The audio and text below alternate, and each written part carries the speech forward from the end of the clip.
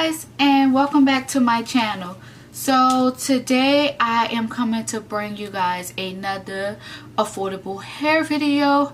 I purchased this wig off of Amazon, and if you guys want to see this video, make sure that you stay tuned to the video. But before we get into the video, please make sure you guys hit that subscribe button and also hit that little bell button so every time I come with a new video you guys will definitely know. And also guys, thumbs up this video if you like it, and yeah, stay tuned to the video. Okay guys, so as I stated, this is a affordable hair video.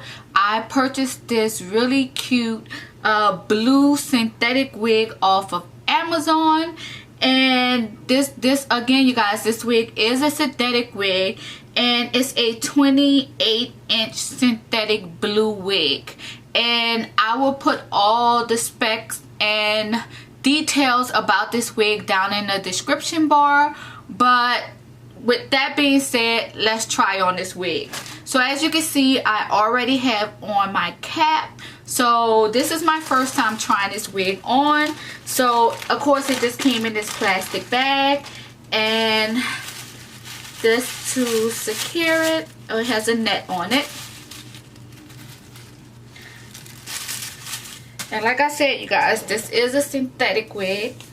It's 28 inches. I did not realize it was this long when I purchased it, but it's all good. So here it goes. So the wig has about 3 combs in there. One there, one there, one there. And then of course it has the adjustable scraps in the back. So let's try it on and see how it looks.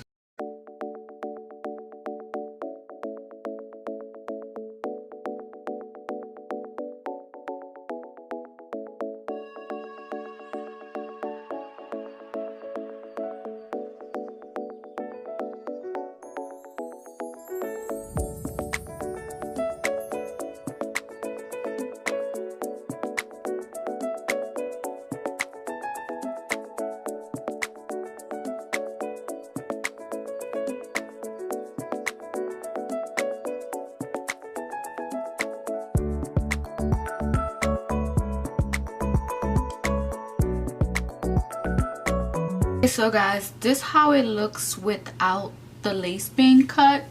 So as you can see, it said the hairline is supposed to be natural, but I don't know, the hairline is okay.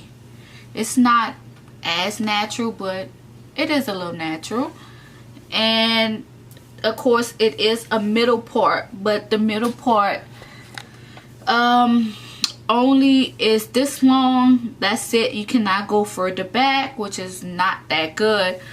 But okay you guys, so let me cut this lace off, then I'll come back.